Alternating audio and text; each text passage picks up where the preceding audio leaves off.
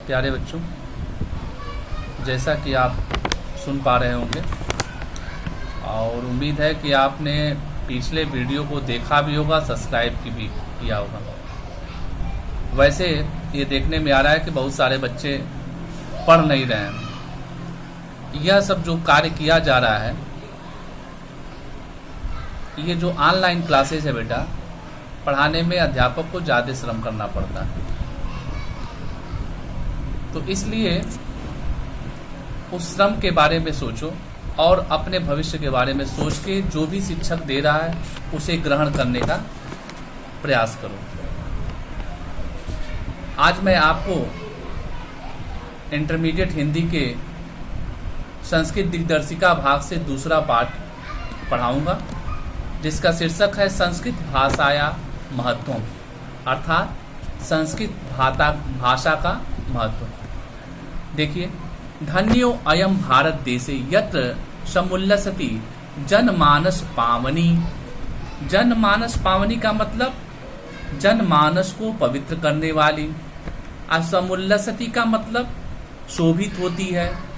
भव्य भाव उद्भावनी। भव्य भाव उद्भावनी का तात्पर्य है सुंदर भावों को उत्पन्न करने वाली या जन्म देने वाली। शब्द संदोह प्रसविनी, शब्द समूहों को जन्म देने वाली। असुर भारती का मतलब देववाणी। अब देखिए इसका पूरा पहली पंक्ति का अर्थ देखिए। थोड़ा सा वीडियो हल्का फुल्का हिलेगा, लेकिन कोशिश की जा रही कि आपको बताया जाए। अब देखिए, यह भारत देश धन्य है। धन्यो अयम भारत देश। यह भारत देश धन्य है, जहाँ जनमानस को पवित्र करने वाली, सुंदर भावों को उत्पन्न करने वाली और शब्द समूहों को जन्म देने वाली देववाणी सुशोभित है। विद्यमानेषु यानी विद्यमान, निखिलेष्वपि वाङ्मयेषु अर्थात साहित्यों में, अस्या वाङ्मयम इसका साहित्य सर्वश्रेष्ठम सुसंपन्न च वर्तते।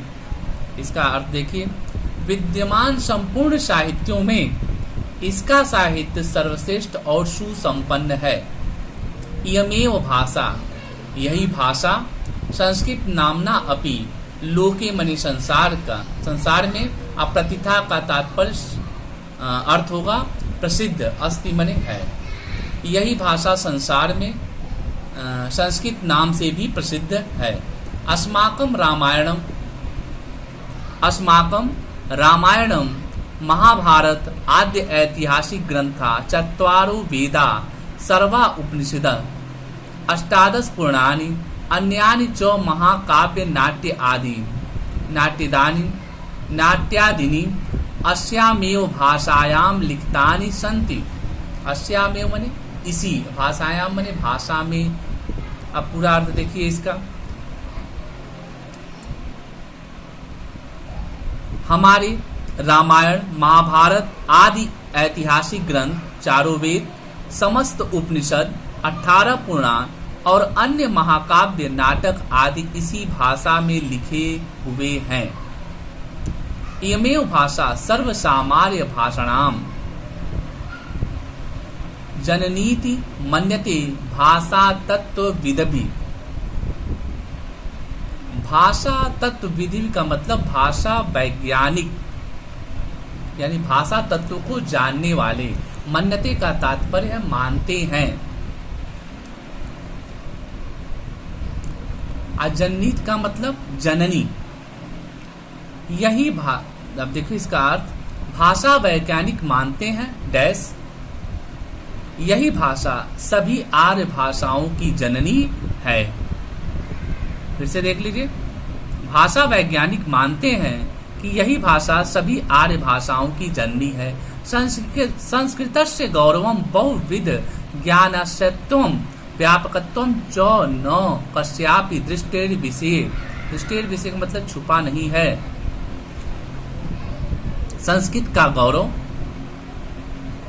अनेक प्रकार के ज्ञान का आश्रय देना और उसकी व्यापकता किसी की दृष्टि से छिपा नहीं है।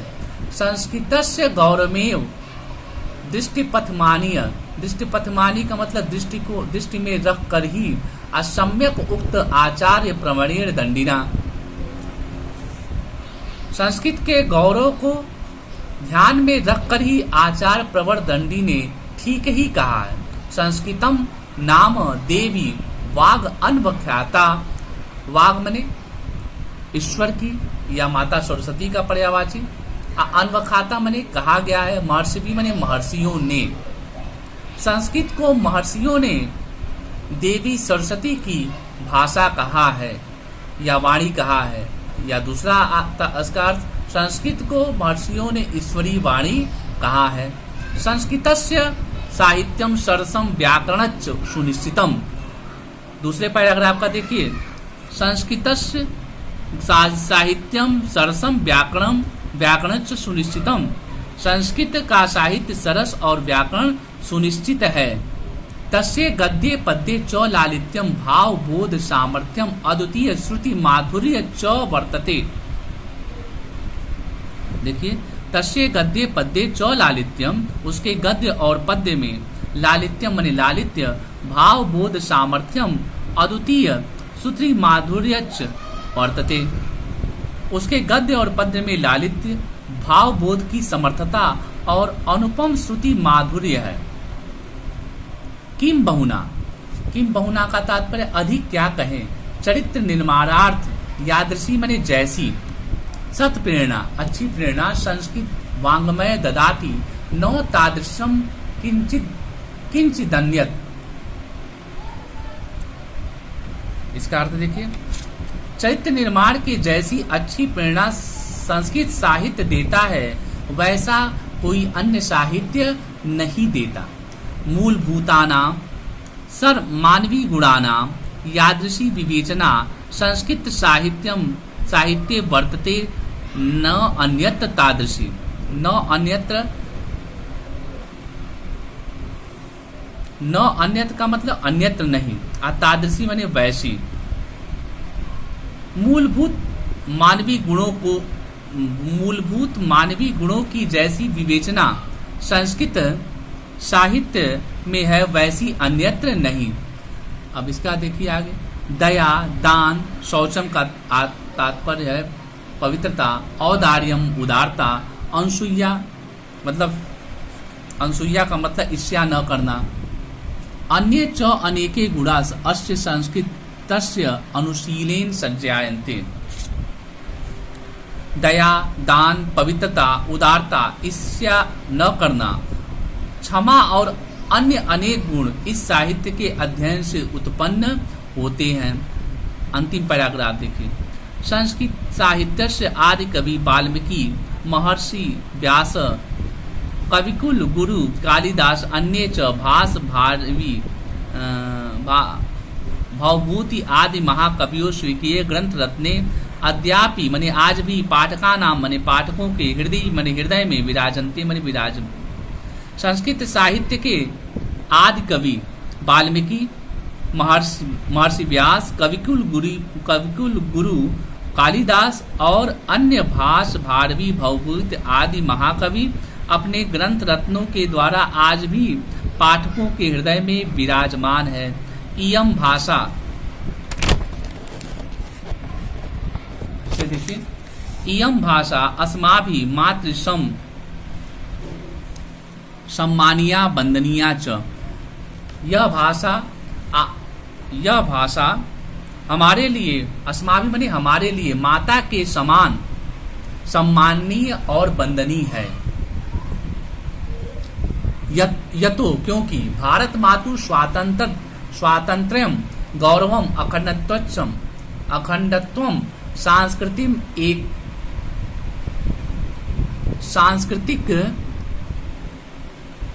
सांस्कृतम एकत्वच्चम संस्कृतैनैव मने संस्कृत से ही सुरक्षितुम मने सुरक्षित शक्यन्ते मने हो सकता है।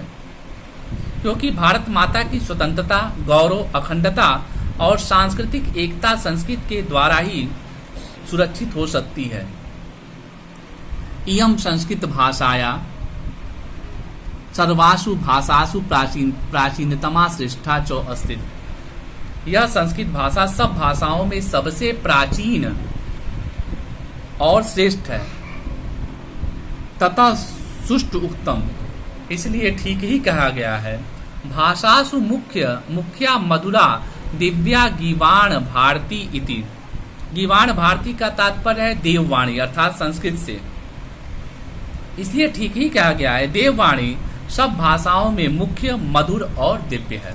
आज के लिए इतना ही बच्चों, इसको आप अवश्य पढ़ेंगे और रिवाइज करेंगे। सभी वर्ग के छात्रों के लिए, चाहे वो सामान्य हिंदी हो या साहित्यिक हिंदी हो, यह चैप्टर अत्यधिक महत्वपूर्ण है और परीक्षा की दृष्टि से भी इम्पॉर्टेंट है। धन्यवाद।